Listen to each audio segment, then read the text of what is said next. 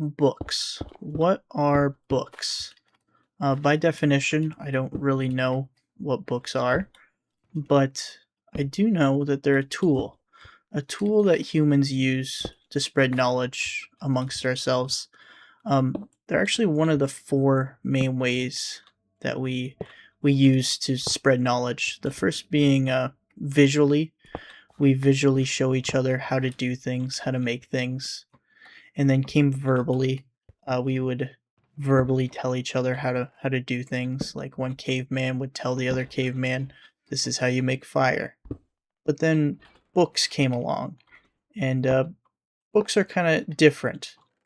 They're a way of storing knowledge within media that surpasses the lifespan of the knower.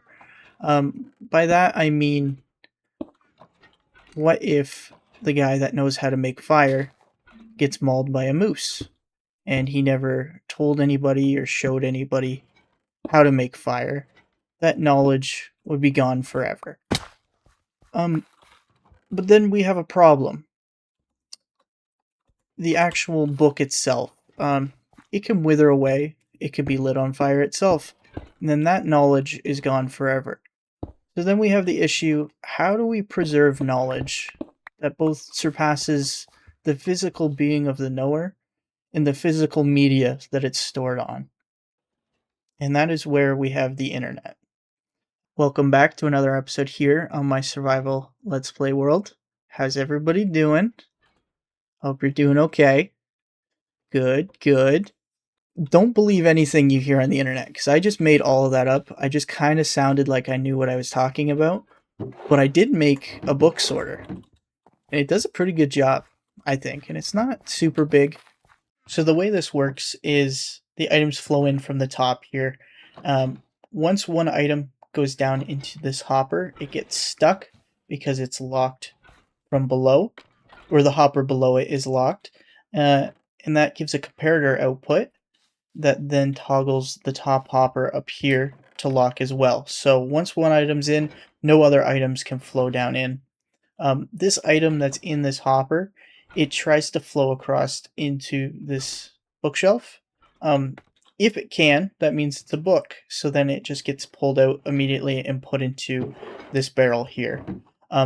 If after a certain amount of time that doesn't happen, the hopper underneath unlocks for a split second, pulling that item and then sorting it into the non-book chest. The way I deal with that timing is with this little hopper clock here, just with one item. So when there's an item in here, gives that comparator, which locks the top hopper, but it also unlocks this little hopper clock here. And the timing that we need to do is just the flow duration of one item, like how fast it takes one item to go through one hopper, because we're just trying to get one item into this bookshelf. So we just time it with one item over here as well. After that little hopper timer thing, or that how long it takes the item to flow into here, this comparator gets a signal, and that's what unlocks the hopper for the non-book items.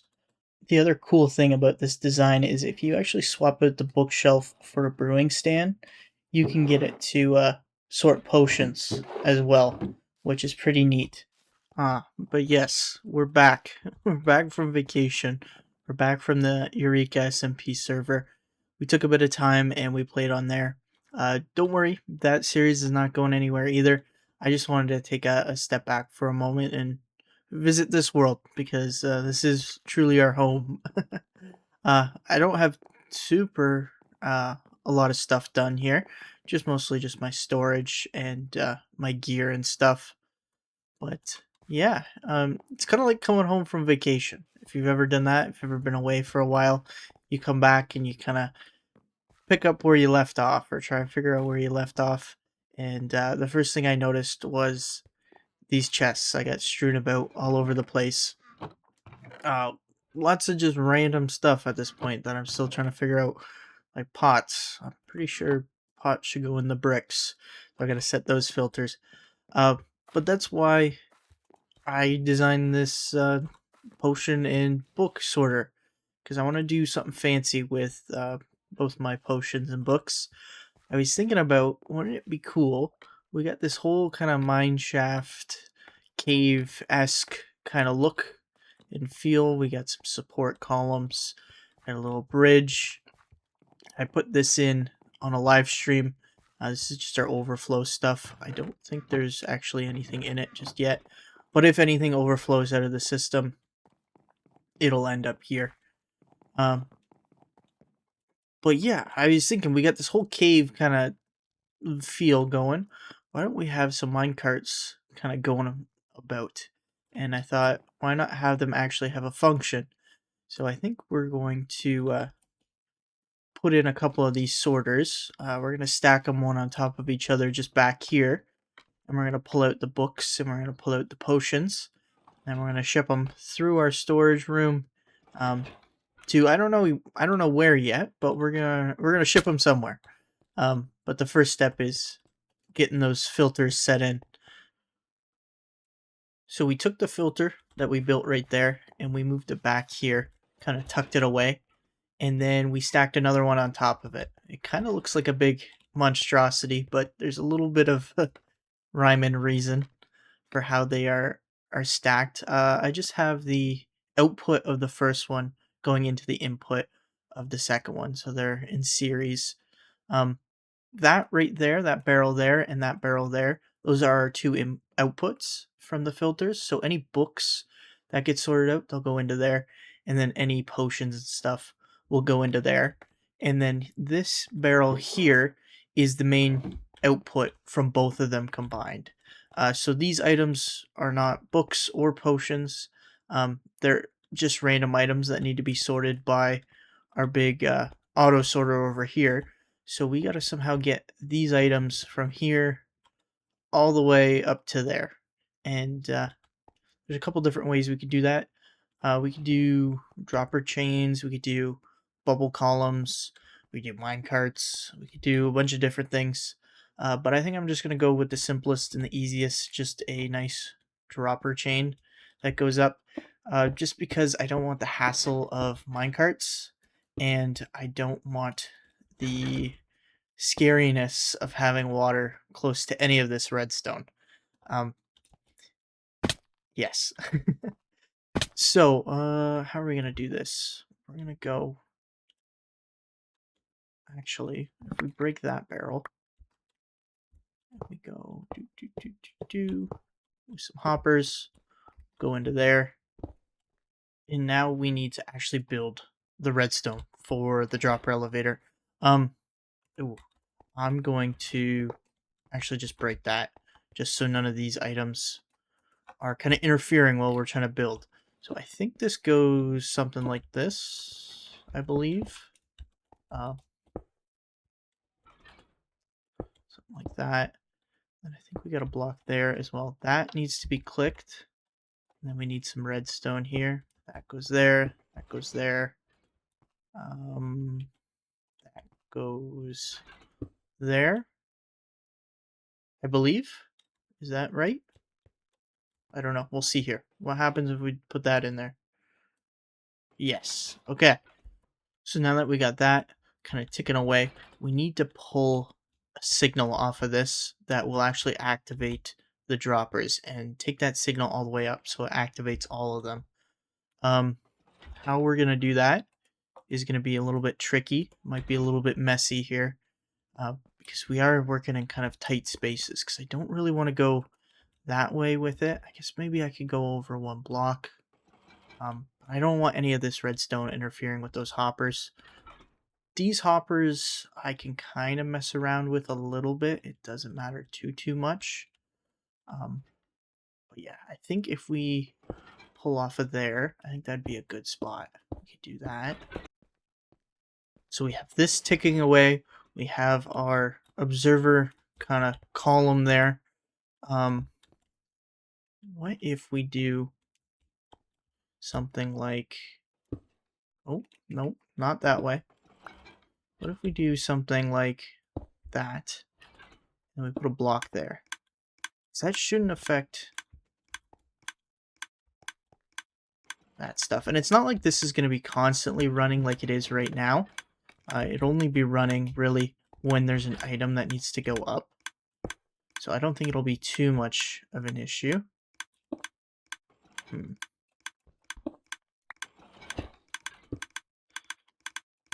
So we'll just kind of do this kind of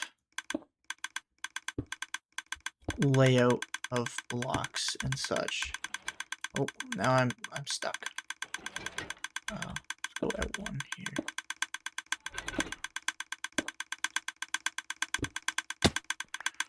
That's really loud. Can I hear that all the way over here? No, I can't. Only when I'm back in here. Okay. I think that'll be okay. Don't think that's gonna interfere too much with the stuff that's going on over here. Let's see here. I was expecting that light to be flickering, honestly. That would have been funny. But yeah, it's ticking away, but it's not actually moving anything because we still have this bottom dropper here that's not doing anything. So what if we do that? That does it. Just like that. And the ticking goes away. I don't know why the ticking went away, but I'm for it. I like it. And then we're just going to connect up this. So there we go. We got items coming in. We have books coming out there. Potions coming out there. And we have the leftover items going up into our storage there. That's what I wanted. I might need another access way. Because now how do I get over there? I got to go all the way around. But yeah, that should work out well for us, I think. And now the next step is going to be figuring out what we're doing with the books and the potions. So what we're going to be doing with the items that we filter out there, I mentioned this earlier, but we're going to be shipping them across our storage system on a rail system. That rail system is going to have chest minecarts, and let's just use books as an example. So this is our book minecart chest. What it's going to do is it's going to be sitting, it's going to be waiting for books to come in. Once books go into this minecart chest, it's going to fill up and then it's going to take off across our storage system. It's going to head to somewhere, I'm not sure where yet, but then it's going to drop off the books and then it's going to head back and then it's going to wait for more books to come in. And then we also have potions we got to deal with. So we're going to have another system for potions. The first thought would be just to run another rail across with another chest minecart for potions. And that would act similarly where it fills up, but then once it's full, it goes across, drops off, and then goes back. One issue I have with this kind of system, it's not very expandable. Because as you see, as we add more items that are pre-filtered, like books and potions, like what happens in the future when we want to start sorting armor or sorting tools or stuff like that, each item needs its own separate line, its own kind of bus, if you prefer to think of it as that way. So what we're actually going to do is take all of the items we're filtering and combine them so they only travel on one rail through our storage system, and then they get sorted out on the other end. Kind of similar to in real life. Like if you think about data transfer, which is essentially what we're doing, where the data is just the items themselves, they get sent in packets. Like in real world, data gets sent in packets, and the first section of that packet is basically like a messenger packet that says where it's going and what it's doing. Like, for example, if you're to send an email, you have to put an email address to where it's going. Or you're sending a letter, you have to put an address to where it's going. If not, the system doesn't know where it's going, so it won't take it anywhere.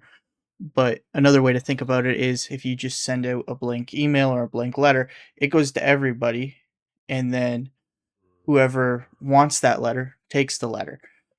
That's kind of a bad system, so that's why we use the kind of messenger system. Um, so in each of these minecarts, we're going to fill the first slot with a piece of paper that's going to designate where it's going to. For the books, we'll just give it an arbitrary 1, and for the potions, an arbitrary 2. Um, so when the system kicks out a minecart chest that's full of books, it's going to be designated books as 1, and it's going to know to set the rails in this configuration to where the books go from the book filling area all the way over to the book extraction area. And then once it's done with that, it'll send it back. And then for the potions, we're going to do the exact same thing. It's going to be designated as 2, so the rails are going to know that they need to switch configurations so that when the potions leave, they go from the potion filling spot to the potion extraction spot. Kind of a condensed down version of me trying to explain a ticketing system for minecarts. In actuality, it's a lot more complicated than just this. We gotta be pulling certain items. We got to be pulling the ticket, filtering it, putting it back in the right slot, and everything.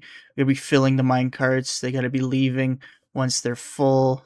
Once they're empty, they got to be sent back. And certain times you want to pull out the ticket, certain times you don't want to pull out the ticket.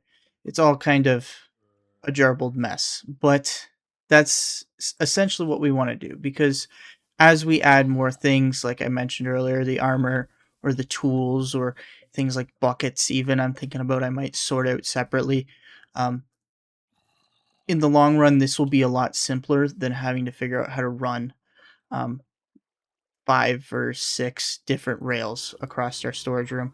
Um, and aesthetically, it'll look a lot nicer to just have one clean line going through instead of a big track of 5 rails. I hope that made some kind of sense to somebody out there. I've never really been the best at explaining stuff. It's something I'm really trying to work on, and I find having that little teaching aid with like the rails put out to kind of show what I'm talking about kind of helps. I'm not too sure, but if anybody has any suggestions in the on how I can improve on that, please let me know down in the comments. But well, old pants was up there rambling about that. I got busy down here and I added in this system here. So before we just had the 2 filters, and now we have our kind of one minecart station. This station is what's going to pack the minecarts, and it's going to set the messenger for where the minecart's going.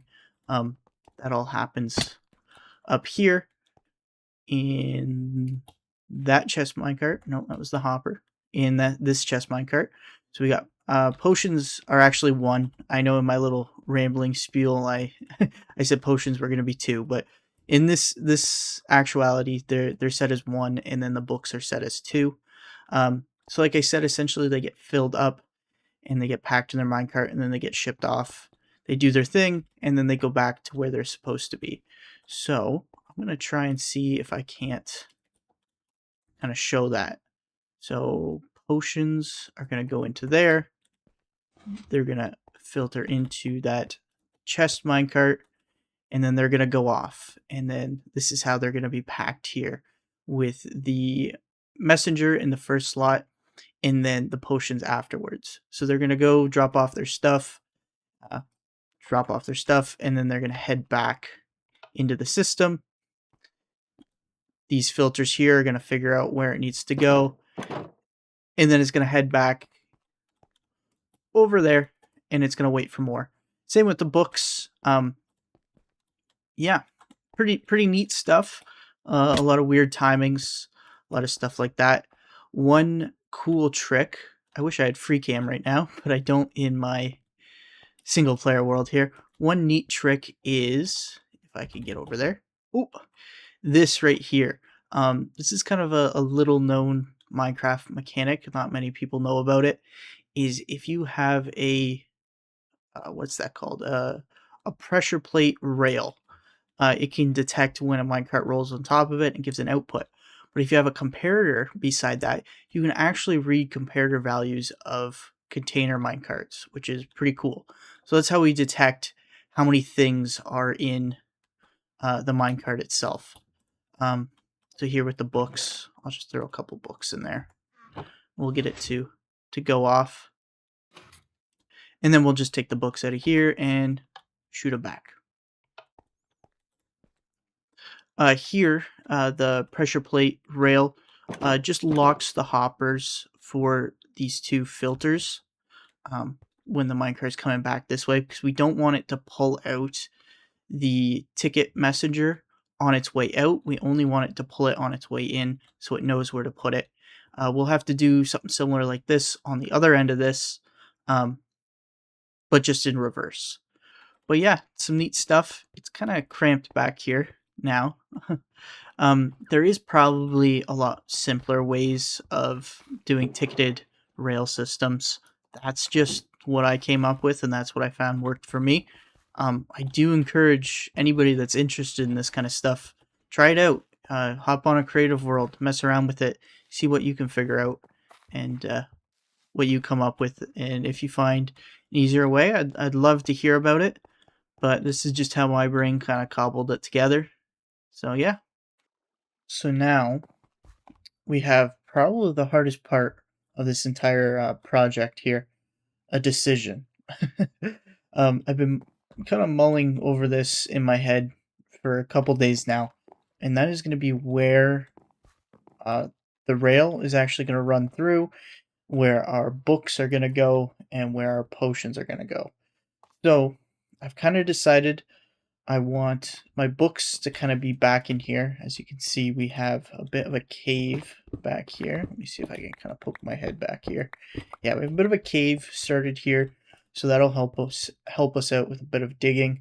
So this will be kind of like our book room, and maybe we'll have the actual minecart go in somewhere over here. So I'm thinking something like this, like kind of want it up in the air a bit. So maybe like right here, we'll have it go in, and then we'll kind of have it go maybe over one, actually. We'll have it go over top of this kind of diving board-esque thing that we got going on here. I don't know what to call that, but kind of go over top of that. And we want them to come out right there. So we'll go over this way. We're kind of flying by the seat of our pants here. Did you guys like that one? Cause I'm Jiggly Pants, flying by the seat of our pants. Yeah, that was a good one. But yeah, so we'll have it come out there. We'll have it come across here. It'll come into this wall here. We'll have to do some stuff with the gravel and actually make an opening for it. It'll drop off its books, and then over here will be the actual book room. Just kind of break this down. So yeah, I think that'll work, and then yeah, I think that'll be good. That'll kind of frame. I'm just thinking it'll kind of frame our vision down, and it's not going to be built out of this material. Don't worry, these are just kind of placeholder blocks. So that's books, and then it's going to be kind of in there doing its thing, and then I want it to come across here because I think the potion area is going to be over here. Probably the actual potion stuff over there. I have an idea for some other projects potion related that I want to do. So that'll give us lots of space over there. And then maybe over here will be the minecart unloading section. Yeah, I think that'll be good. It won't obstruct our view too much, because I was thinking about pulling it all the way onto this side of the kind of glass pillar geode thing we got going on, and then cutting across and doing like a bunch of 90-degree bends to get us back over there. But I think this will look a lot nicer. It's still visible, but it's kind of tucked away off to the side there. And then over here, you can't really see it much from over here. I guess it's there a little bit, but as you get closer to the bridge, and then it pops out again. That one you can really see well from up top here. I think that'll be good. Nice and good. Yeah, as you're coming across here, you'll see the rail and stuff. But now we gotta actually make them look pretty and not just a bunch of random floating blocks in our storage room. And I might start to work on up here because gamers don't look up. I've been looking down here and it looks good apart from the mess.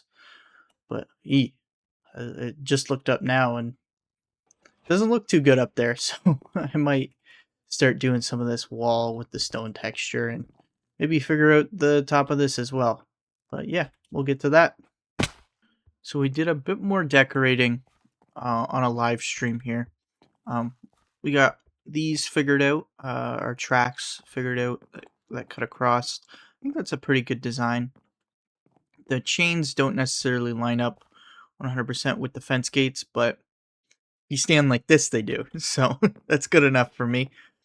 We also did a bit of this back wall, and then we figured out the top of this thing, or at least 3 of the 4 sides, all the sides we can see from here. We figured out. I think that looks good.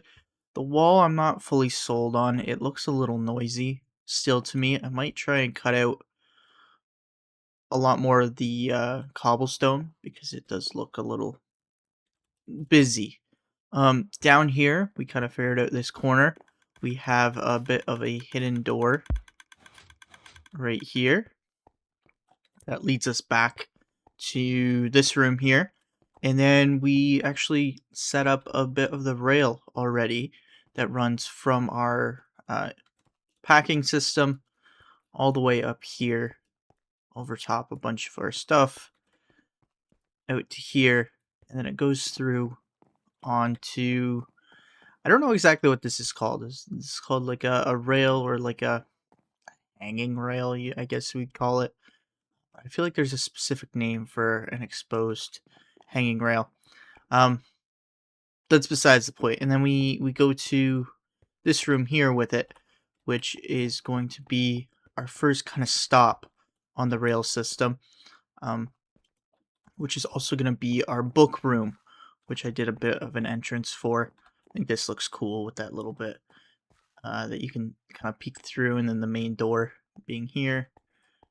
This adds a little bit of a eye-catching variety, I think.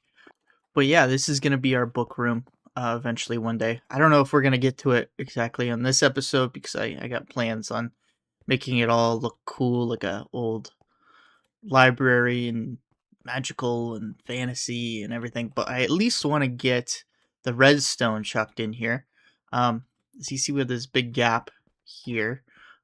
So that gap that we had is actually going to be where we're going to put the logic for pulling the minecarts that are full of books off into our book storage. The way we're going to do that is we're going to start with a item filter. Okay, so we got our filter in. We have our filter actually set with 1 as the designation there. And now we need to figure out how we're actually going to flip the track when something comes in through the filter. First of all, we need to take a look at the orientation of the track here. It's already pointing into our books, which we don't want. We don't want its default to be to drop things off at the books. We want its default to continue through. So that means we need to invert the signal underneath of this track right here. So we'll put target block there, and then we'll put a torch, and we'll put that there, and then we'll put that there. So there, the signal's inverted. The track's already pre-flipped, so all minecarts coming in, no matter what, will go through, unless they have the designation of 1, which we're going to set up the logic for right now. So we want, when this filter detects that it has something, to kind of flip a T flip-flop that keeps this signal flipped. The way we're going to do that is with a wax copper bulb. We're going to put a redstone repeater off of this redstone dust right there, because that's the one that gets flipped when a filter item comes through. And then we're going to do a wax copper bulb And then we're going to do a comparator out of that so we can read the output of the copper bulb, and then simple redstone dust into there. So whenever a filtered one goes into there, that bulb gets flipped and the track gets flipped. Perfect. So now we have the minecart coming in, flipping the track, and then it goes to here. This is going to be where we actually remove the books from the minecart. So I'm actually going to pop this back up a bit. We're going to go like that. We're going to go like that. And then we're going to actually break this. And we're going to move that over there. And put a hopper right here. This hopper is actually going to flow into a chest. Oop, oop, a double chest. Maybe let's orientate it. We'll orientate the chest like this. Give ourselves a little bit more space over here, just in case. Then we want that there. Okay, and then we want a block there. We want to move this lever to right here. Oh, no, not right there. We want it to actually power the rails like that. Okay. And we're going to... No, we're not going to worry about that right now. So minecart is going to come in and it's going to stop here and it's going to start dropping stuff off. It's going to start dropping its books off. And then once it's done doing that, the way we're going to recognize that is with a comparator. So once this hopper gets items into it, it'll power the hopper, which will shut this track off, which it's already shut off. But then once it's done having items in the hopper, it'll repower this track, which will then shoot the minecart back out.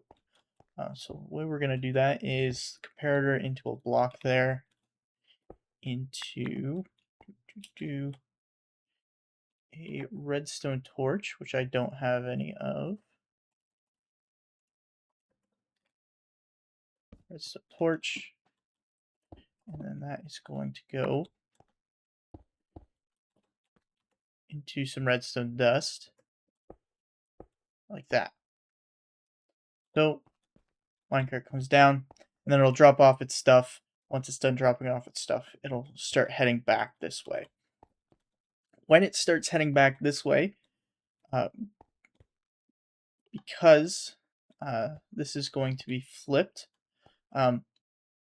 it'll automatically go back this way. But then we have an issue where when the next minecart comes, it'll want to pull into this station as well, which we don't want. So we want a... What do we want?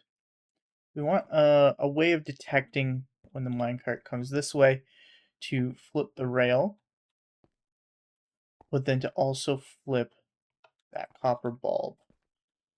So how are we going to do that?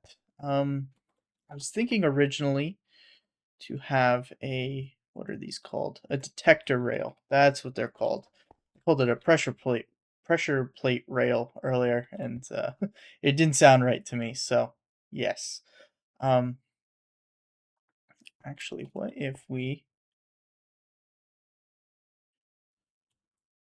Let's move this lever here. We'll remove this rail. We'll put the detector rail there. And then we will power that rail. So minecart's coming back. It detects. And then it's going to go this way. But once it detects, I want it to flip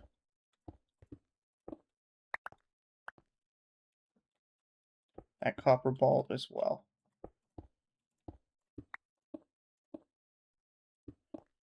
We'll do that just by running, I think, a simple redstone line.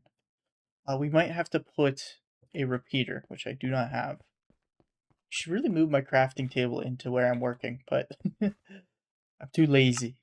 I think it's easier to run over here about 12 times instead of just moving the crafting table.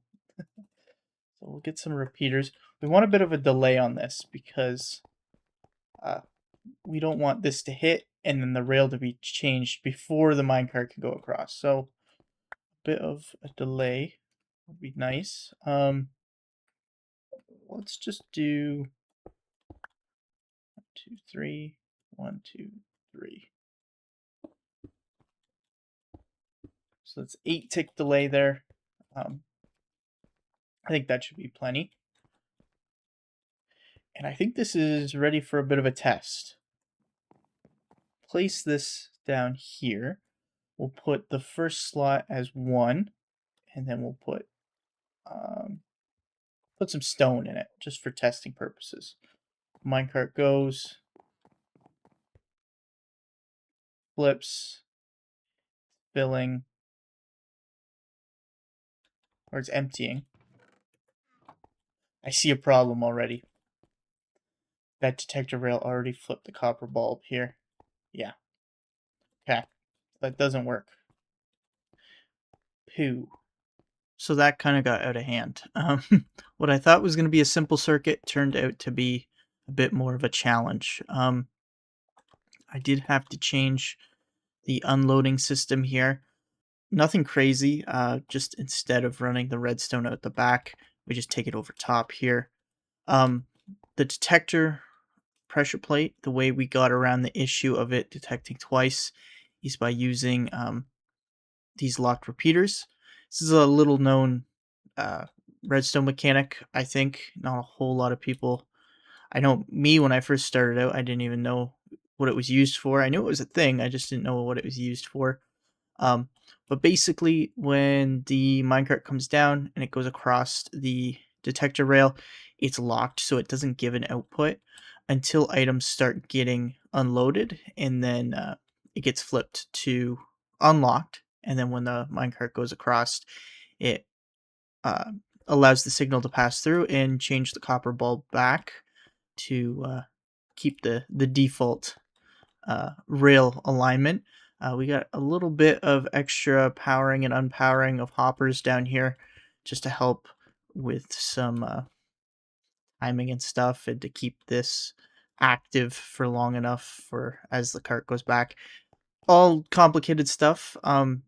If you guys really want to copy this, I don't think anybody's really going to be copying this, but I'll just kind of give a look around.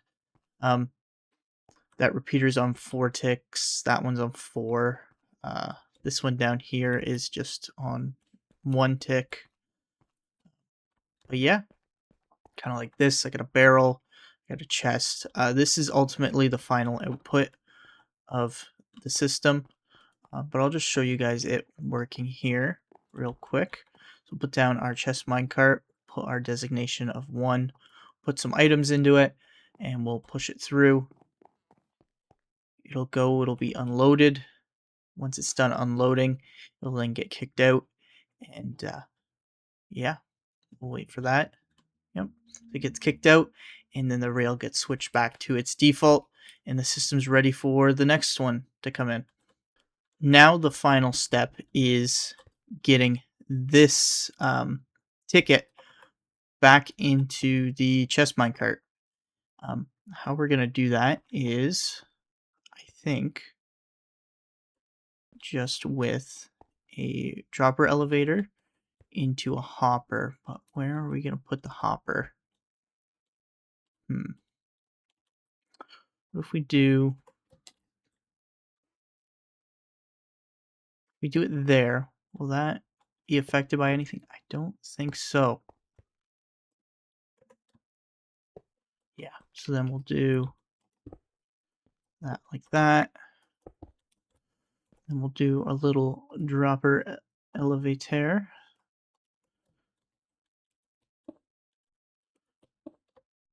Just something simple like this. Change that out for, and put all our smooth stone in here. Change that out for smooth stone. We'll do comparator into a note block.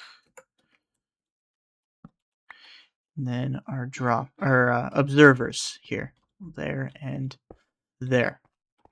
So yes, if anything goes into there, it should pop up, and then it'll flow across over to there.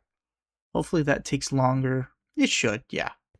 And then our final thing that we want here is when the chest minecart's coming back, we don't want this filter to pull it out again. So we're just going to remove this. And then we're going to put another detector rail right there. So that as the minecart's flowing across, it'll hit the detector rail and it'll lock this hopper. And then we just need another lever. So that is how you make something very simple, very complicated. I was going into this project, I had high hopes that I was just going to be able to just kind of record it and do it along with you guys. But yeah, it kind of turned into a monstrosity here. But that's okay, that's the fun of redstone. So we'll just do one final test here. We'll put in our designation. We'll put in the items we want to drop off. Push this into the system here. And we'll see what happens. This minecart should drop off all its items. And then it should kick back out. And it should have its designation put back in, like its ticket. Let's see. Yeah, perfect. Just how we wanted it. So there we go. We got our book kind of filter thingy set up there. We got the pre-book and pre-bottle filters set up in that back hidden room. We got the minecart loading and designator over there. And then just now, I just finished up the potion one over here for unloading the potions. Oh, I missed. But this might be a little bit of a better view for you guys to see the redstone and stuff like that. It's a little bit more open out here. But yeah, lots done. Lots done. I know comparatively to probably many other YouTubers, I probably didn't get a whole lot done in this episode. But for me, this has been an idea that I've had in my head for quite some time. And I really wanted to get it into this world. I really think it's a neat mechanic, neat stuff that you can do with redstone, and I'm all for it. Whenever you can kind of stretch your knowledge and play around with something new and different, I think it's good. And then on top of it, we got a whole bunch more building done. Don't look at the back, but the front, at least up here, I think this is starting to look good. Like I mentioned earlier, the walls I might be changing, but yeah, I think it looks half decent. So I think with that, we're going to end off today's episode. And if you guys enjoyed the video and you want to see what I do next in this world, make sure you subscribe to the channel, give the video a like, and maybe comment some suggestions down below what you want to see me do, or any ideas on how I can improve the system or any changes that I should make. And yeah, everybody have a good day. I'll see you in the next one. Bye-bye.